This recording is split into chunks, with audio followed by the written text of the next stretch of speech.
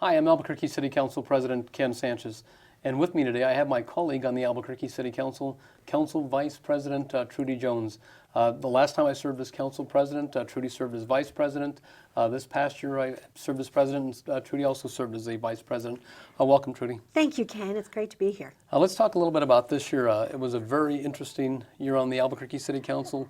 You sat next to me during these meetings, and it was very interesting. Do you want to explain some of your thoughts? Of course. It was an interesting year. We had a great deal of issues to discuss and many things to deal with, and I think, of course, the one that public is most aware of is that we had some outspoken protesters a few times at the meetings.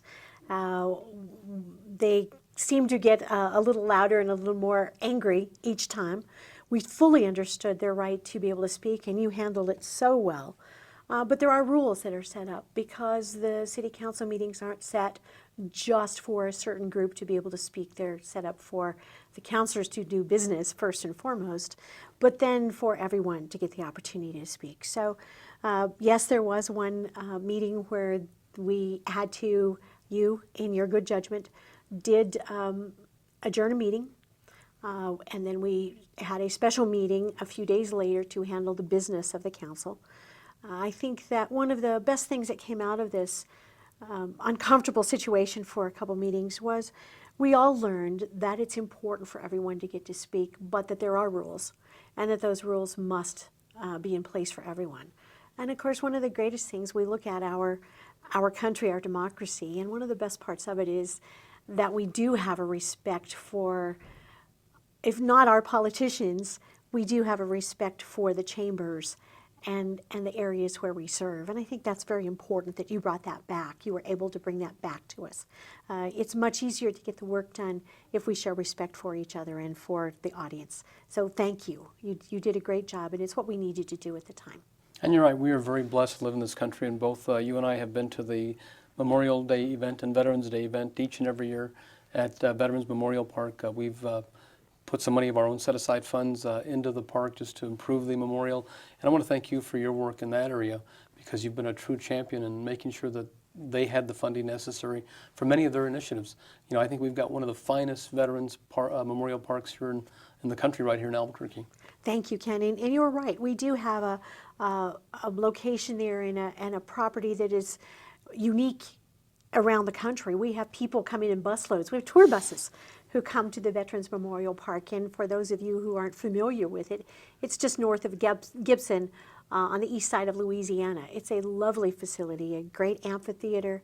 The building itself, of course, has all kinds of artifacts and memorabilia and information about the many wars that our citizens have served in.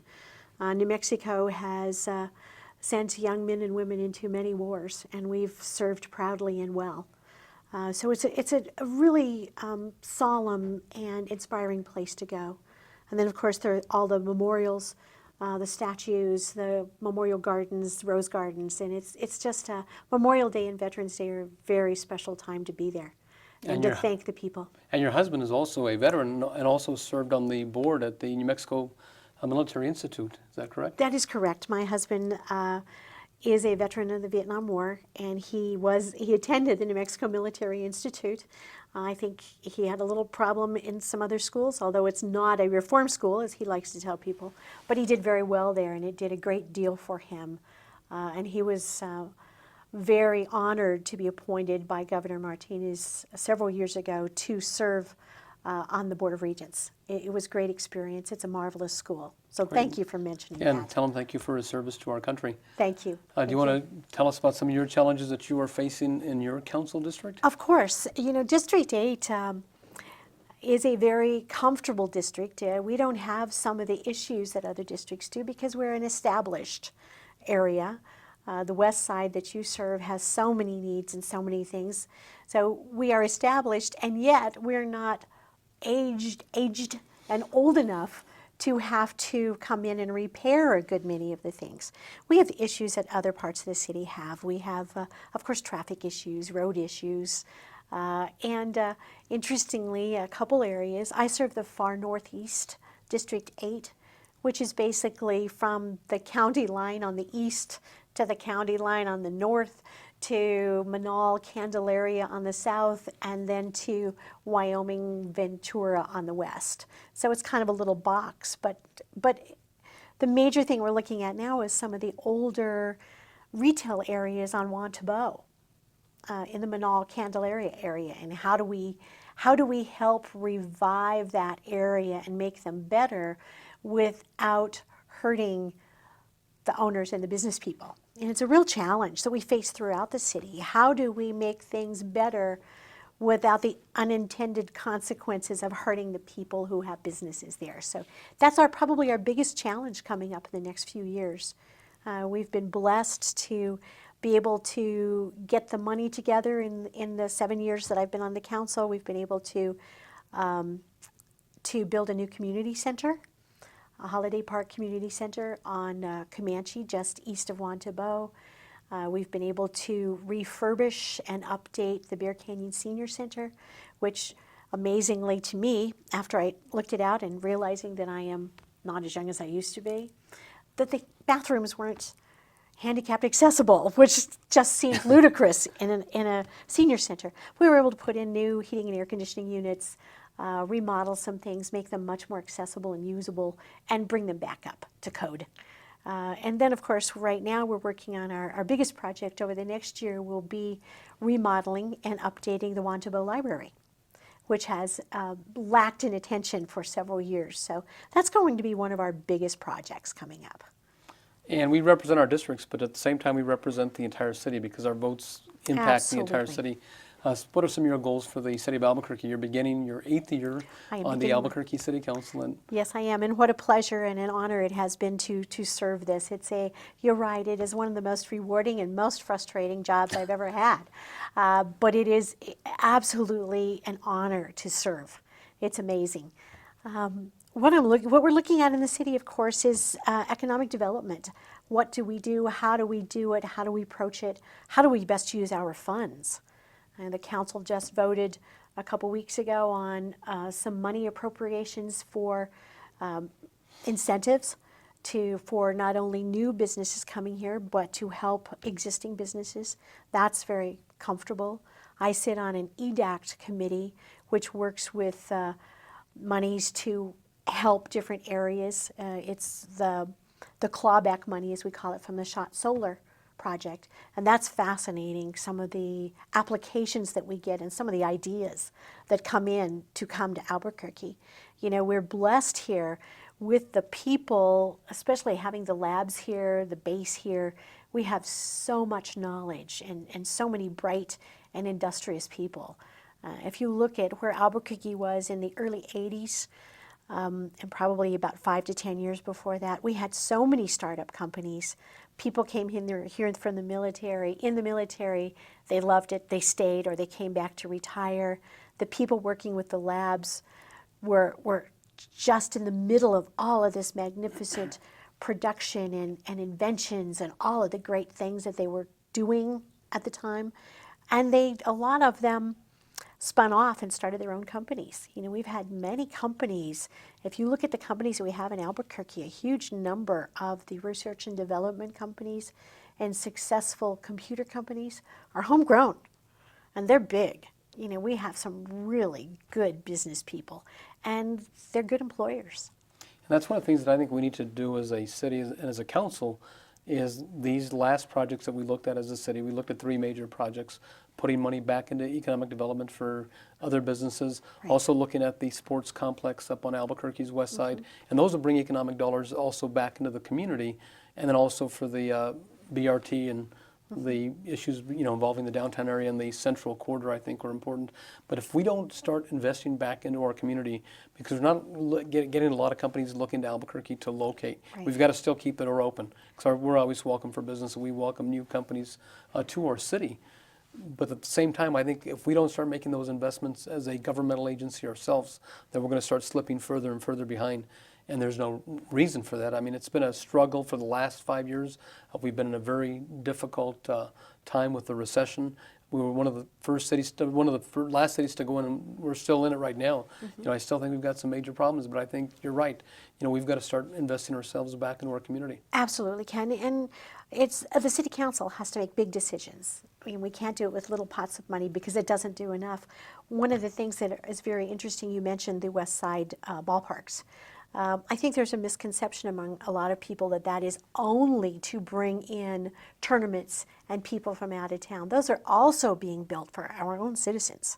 It's very important that our youth and the adult leagues have some place to play ball and to have their sports activities. And we're lacking in that now. We just haven't had the money over the years to update those and keep them going the way we need to for the population. So I think it's really important that we understand that those sports fields are not just to bring in tournaments, although I'm sure we won't turn down any tournaments if they want to come here. But very important for all of our citizens to be able to use them. Yeah, and basically phase 1 would be the ballparks, phase 2 would be a soccer complex, and phase 3 would be a indoor complex Right. for volleyball and basketball. So it would be for our locals, but at the same time, if we can bring the big tournaments to our Absolutely. community, that would be great. And I want to also thank Dr. Winter from APS in his work in bringing a community stadium to Albuquerque's west side. I mean, that was a $40 million investment on Albuquerque's west side. And he said they were going to build it like the pit, which they did. You know, there was a lot of people that were critical of what APS was doing. I said, you know, we waited for years for a West Side Stadium. Melanie Stadium was built in the 1930s. Wilson Stadium was built in the 60s. And it was our turn on the West Side to get a stadium. And it's worked out really well for the community and for the schools. You know, it's Absolutely, and what a magnificent facility. And now if we could build one or two more like that, we would be moving where we need to go, because we do need to take care of our citizens as we use them to attract dollars to the city. It's so important. And I say build it, and they will come. I agree. I agree. I saw that movie. So, yes, I agree.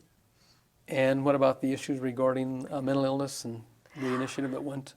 Ken, that's so important. I think the committees that were formed by the council to look into that from all of the different agencies in the county and the state, and very important. And I think it's extremely important that we get our plans put forward. I know that there was a question asked on the last ballot about, should we do this? And the answer is yes, we should do this, but we need to know what this is. And I think that we have the right people in place and the studies being done by volunteers. And I think we're going to come up with some really good ideas that will help. And we've been facing this crisis for years, not only in Albuquerque and in New Mexico, but all over the country. It's time we step up and take care of our own. And that's what this is about. And I was very pleased with the task force's recommendation to build a stabilization center. So when a Yes. police officer picks up an individual with some mental illness, instead of taking them down to the jail, they would be able to take them down to the stabilization center, get them their proper medications, get them some help, and I think that would be much better for those individuals, because right now, putting them behind bars at the Metropolitan Detention Center does no one any good. And that's exactly right. And the cost is much higher, of course, at the Metropolitan Detention Center also. We're far better off to try to solve or at least help the issues than we are to incarcerate. So I agree. I think this is where we're going. I think this is where we need to be as a city, to get behind this 100% and work with the other funding agencies that we can find and try to get something done. I think one of the things that we'll do, of course, we've discussed the Department of Justice and the operating agreement that we have with the settlement agreement. One of the things that we need to do is give our police officers the tools to deal with the people with issues. In the past, we've not had many tools. It's simply a confrontation. Simply is the wrong word. It is a confrontation. Now, perhaps when we get this put together, we'll be able to help these people and help the officers help the people. That's the goal. And the issues regarding we've had the Department of Justice come in. Yes. They have done a thorough investigation of the Albuquerque Police Department over the past 24 months. We now have a settlement agreement. We hired two individuals, Scott Greenwood and Chief Stryker, to come in and help negotiate that contract, and it's now been filed with the courts. Where do we go from here? Well, the number one thing we do is try to live up to that settlement agreement. And I think that Chief Eden is working, and his crew, his people are working very diligently. In fact, they're already ahead of the game. They've already initiated and implemented a good number of the things that were in that agreement. Unfortunately, as a council, one of the things we're looking at is funding. How do we fund the additional services? How do we fund the additional officers? And we're going to have to take a good hard look at that. That will be an essential part of this. We do need to increase our officers on the street, and they're going to want to be paid, I bet. And that's one of the things that we need to look at very carefully is we've got to make sure that we provide the proper funding. There's talk that it's going to cost between $4 to $6 million for the first 2 years to implement the settlement agreement, and possibly $4 to $6 million the third and fourth year. But I think it's critical, and I was glad to see in the settlement agreement that they looked at police staffing. Yes. Because I truly believe that we do not have enough police officers on the street today protecting the citizens of our community. If you look at comparable cities to Albuquerque, I think Tucson has 1,350 to 1,400 officers. We are at 850 officers. You know, that is not fair to the men and women that are serving in the Albuquerque Police Department when basically all their calls are priority one calls. You know, we've got to make sure that they can do the community-based policing concepts that we are looking at and wanting them to do.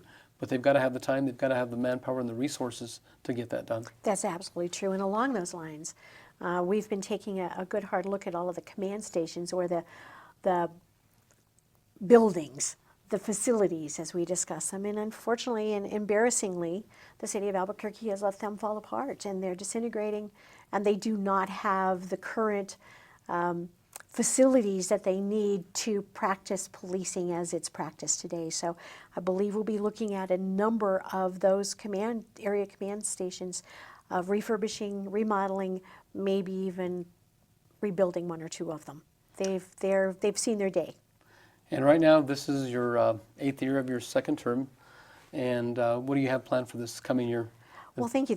I have 1 year left in this my second term. They're 4-year terms. I just would like to see better things for the city as a whole. We're working on some zoning issues to bring us back up to date with zoning. The comprehensive plan hasn't been worked on for 30 or 40 years, and things have changed. So trying to just put things together so it's easier to do business in the city of Albuquerque, and that it's still good for the citizens and for Albuquerque. That's what we're looking at. And you've been a real champion on a lot of our zoning issues, understanding some of the complexities, being a real estate commercial broker for so many years, and the difficulty it is to come into City Hall and to get your permitting done.